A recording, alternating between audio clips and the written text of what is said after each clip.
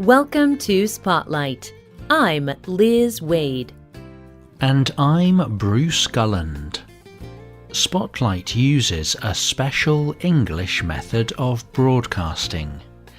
It is easier for people to understand, no matter where in the world they live.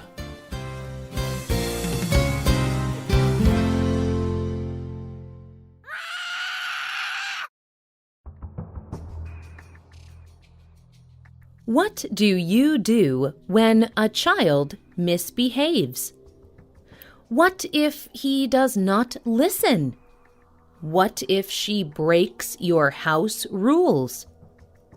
What did your parents do when you did not behave well? All parents face these questions. All parents teach their children right and wrong. But what is the best way to do this? There are many ways to punish children when they do wrong. But in some places, there is a big debate about one kind of punishment: hitting. In different parts of the world, this is called either spanking or smacking. It usually involves hitting a child on the bottom, but it could be hitting children anywhere on the body. Should parents use hitting as a form of punishment? Or are there better ways to punish children? Today's spotlight is on the question of hitting children as a way to teach them.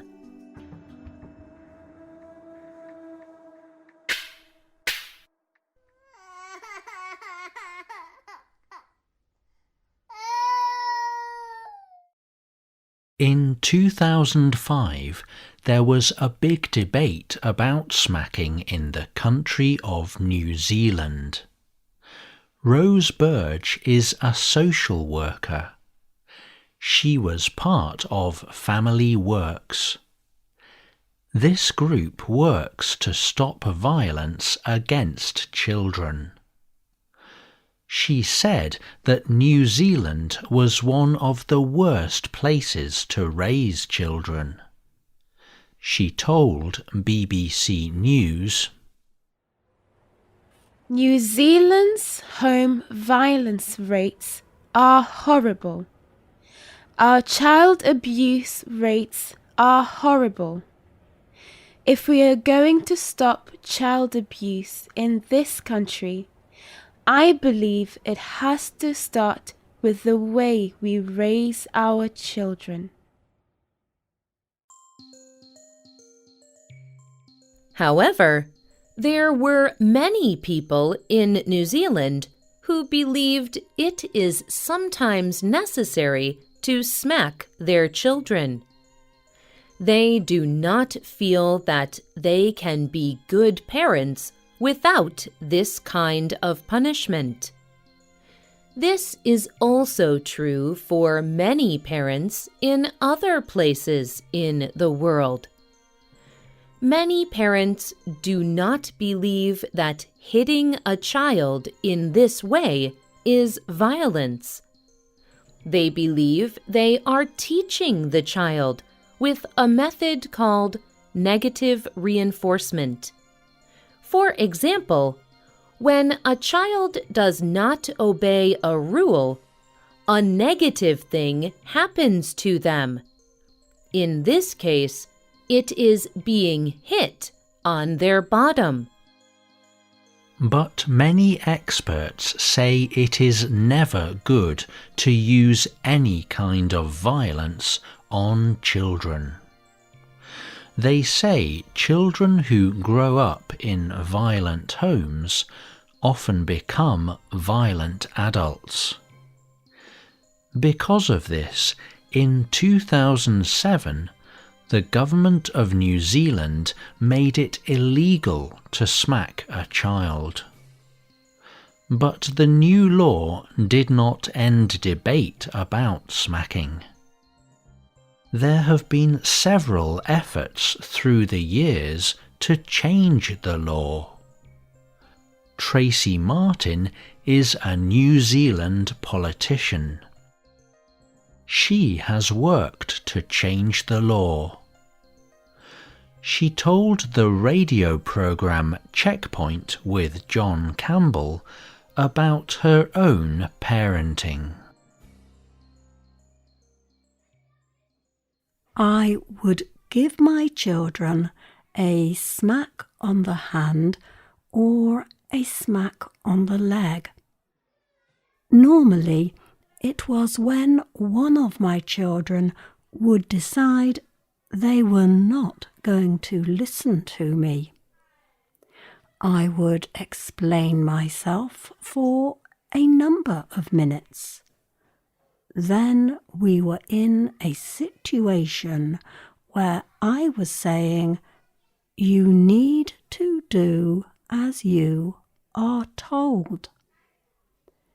If the answer was still no, then it was a smack on your leg. I would send them to their room. I would tell them, "We can talk about it later when you understand that I am the parent and you are the child."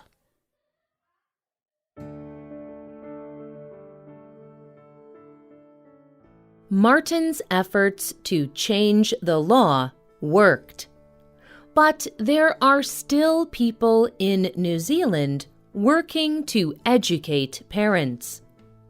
Rob Beckett worked to create a program that educates parents in ways to teach without smacking.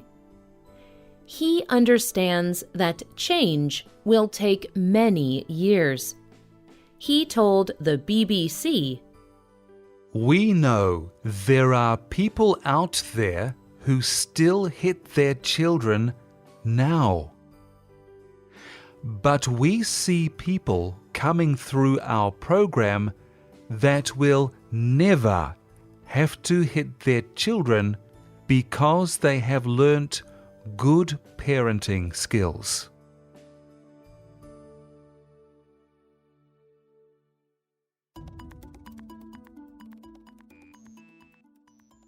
This is not just an issue in New Zealand.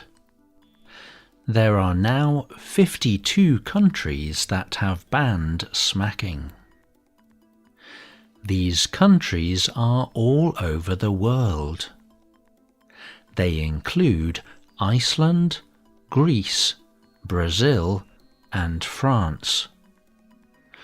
There seems to be a movement toward less smacking. And yet, in almost every country, there is a serious debate on this issue. In 2016, there was a debate in the country of Canada. Dr. Gerald Robert Farthing teaches child development at the University of Saskatchewan. He does not think that teachers should be permitted to smack children, but some parents should be permitted. He told the Global News, "For me, I think the situation is very important. If we have a loving parent relationship, then along with it comes the teaching, or the training, or the talking. Then smacking as a resource can be a very good method."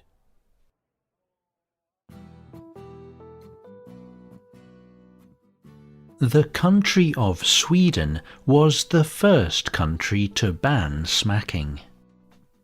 This happened in 1979. almost all people in Sweden agree with the law. There are still people who argue against making parents into criminals. Marley Nilsson works for Save the Children. She told the Christian Science Monitor, "If you get angry with me about something, you do not have the right to hit me, do you? Then why should children not enjoy the same rights? The law does not give any legal punishment for smacking. It just requires social workers to support families in problem situations. There has been no increase in parents pulled into the criminal justice system. No children have been taken away from their families."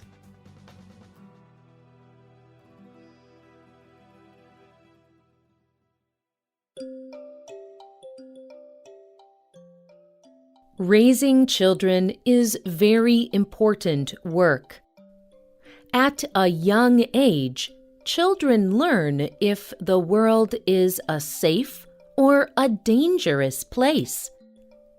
They learn about power and how to get what they need.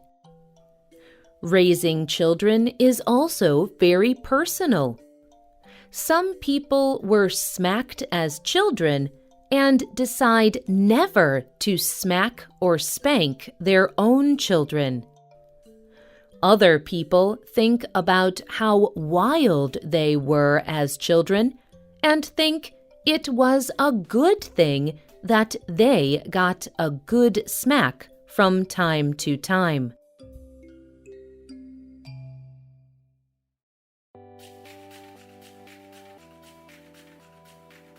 What do you think about hitting children?